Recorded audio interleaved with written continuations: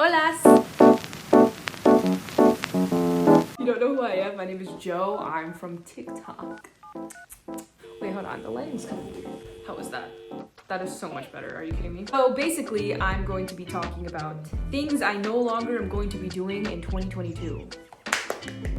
Jozadakjo! This is things that I'm going to be doing to improve and hopefully make a better me. Let's just start because we like it when videos start right away. Gossiping. So gossiping is something that I hate. It's something that started, I think, 2020 in my family, and that I am now getting away from, that my family is getting away from, I think. There was just a lot going on between different family groups, and I feel like we're all just finally settling in and just getting away from that. But also we've all decided that this is not something we're going to be doing anymore. Drama was never a part of my life. It will never be a part of my life. I used to have a rule, especially in high school. I was like, if I wasn't there, then I'm not going to repeat it. If I was there, then I felt like more, that it was a part of my story. I felt like more of an obligation to speak about it. Or not an obligation, but I felt more allowed to speak on something. Repeating something from another person, that's when things get twisted and messed up and less true. And that is just the truth. And that is just something that I've learned and I'm gonna stay away from, and I'm gonna stick to keeping things to myself, which is something I learned really early. I just feel like the more gossip is around me, the less easy I feel. And it can be really fun activity to I don't know, bring someone down or to talk negatively about someone, even if it's true, even if it's all in good intentions, you're letting someone know about something. I really try to be vague. I really try not to involve myself in these types of things. But, we're all just trying to do our best. So gossiping is just gonna go way, way down for me this year. Not calling out issues. I don't know if that made sense. I used to hold my tongue a lot. If there's something I feel is wrong, I want to be able to say something. I want to be able to be like, whoa, that was wrong, and not just hold my tongue. I am a people pleaser, and I don't even think it's by nature. I think it's something that I learned because of family trauma. But it's something that I've had since I was very, very young. And I'm willing to let other people, feel a certain way. Or I'll be really nice about things. I'll be like, hey, that's not really... Unless I feel comfortable, I don't really say anything. But that stops. We're gonna try our best to speak up more and say what needs to be said. If something is not right, then I'll just speak up a little bit more. How are we gonna start conversations if we don't, start them? Acting out in frustration. This is something I've actually stopped doing in 2021, but I feel like it's going to carry over a lot into 2022. Basically, anytime I'm frustrated or sad or angry, I don't truly feel that emotion. I just kind of act it out because I feel like I'm supposed to. Let's say somebody broke something of mine or messed something up. I feel like I should be mad and upset, but I'm actually not. I'm actually chill. But I feel like they deserve some sort of response. They deserve some sort of discipline or punishment or reaction out of me. So I bring it. I come at them with something. But in reality, I feel like it can all be a little bit more mellow and I can just save my energy for other things. I do feel like a little bit of a psychopath saying all of that out loud, but it's just the truth. I'm not really angry that something of mine broke. It's okay, it's just material things. And I know that in my head, but sometimes I just act out just because, because I feel like it's the appropriate response. And I feel like that's a societal thing. Oh my gosh, we have to freak out when bad things happen. It's no, we don't. We can all just be chill about things sometimes. I feel like I was copying the reactions of what I've seen growing up. My dad is a very reactionary person, and I feel like I model after him a lot of the time, which is just sad, but it's the truth, and that's not really what I feel inside. So this year we're done with that. Yep, 24 years old and I'm learning these things.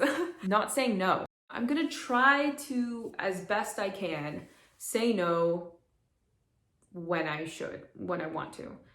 I actually learned recently that I should say yes to experiences. I should not say no and just say yes, but I should say no. Like, it's a balance, right? I should say no when I don't want to do something, like, and I really genuinely don't feel like that's right. I don't have to adhere to someone else's feelings. I can just be like, no. Hey, Joe, do you want to do this? No. Do you want to go here? No. It's something you have to practice. As a people pleaser, it is so difficult, especially as an introvert, someone with anxiety, someone who has all those things. It is super hard to say no sometimes. But yeah, I feel like I've always said yes. So yeah. Buying things I don't need. This is hard. Oh, I didn't realize that this is such an issue for me because I've been such a good budgeter my whole life. But now that I've run into like real money, like adult money, it's been so hard. But I feel like everything I buy has a bit of a purpose. Like, I have a purpose for it in my brain, and it never not goes to use. But the thing is, I sometimes buy expensive things, and sometimes those expensive things are expensive. I tend to want to go on trips a lot. I love spending money on experiences. There's that. But also the problem with that is I'm 1000% okay with going on trips alone. But because I want the people I love, my family members, to go and experience things that they deserve, I want to pay for things, which is wrong. It's not wrong. Like, I want to help and bless my family. But then I have to think about me. I'm like, Joe, you can't pay for everything. Something that I really, really am passionate about and I want to do is send my cousins to study abroad during the summer, which is like $5,000. And I want to do that for both of my younger cousins. They're both 14. And I want them to study abroad in like Spain or somewhere so they can do service projects and community things. And I want them to go do it. However, are their parents going to pay for that? No. Our whole family is cheap. But if I want that for them, and I do, like, I so desperately do, and it's not my responsibility, it's not something that should be up to me, and they don't even know about it. They don't watch my YouTube, they're not gonna watch this. I just really, really want them to have it. So no one did that for me, you know what I'm saying? Like, no one went out of their way to make me feel like, to give me an experience that was amazing or benefited me. I want that for them because I love them and I think they deserve it. So yeah, we'll see if that actually happens, but I'm believing in it. Talking about my finances, that is something I'm no longer doing in 2022. If anybody asks me, oh, how much do you make from TikTok or how much do you make from, I don't know, YouTube? Hopefully I'll be making money from YouTube this year. Yeah. Name of Jesus. Anybody asks me how much I make, I will not be talking about it. Like, if you will not be getting an exact number from me at all. I just feel like that can be used against you, and it has been used against me before. But this is something I learned, I think, when I was younger, that's money is not something you talk about. You can talk about it it's something you should talk about with your coworkers. Your boss can't prohibit you from talking about money, but with, like, I think friends and family, that's something you should keep to yourself. That's my opinion, because I'm doing something so much different than the rest, and I want to use my money to bless my family, but I just don't want to necessarily let them know how much I'm making.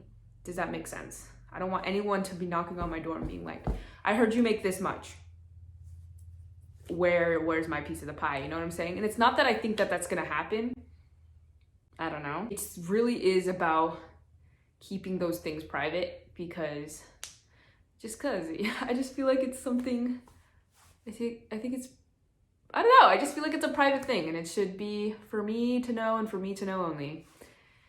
I thank God for this year, and I think this is going to be an amazing year for me, for my family, for my cousins, for all the people around me, people I love.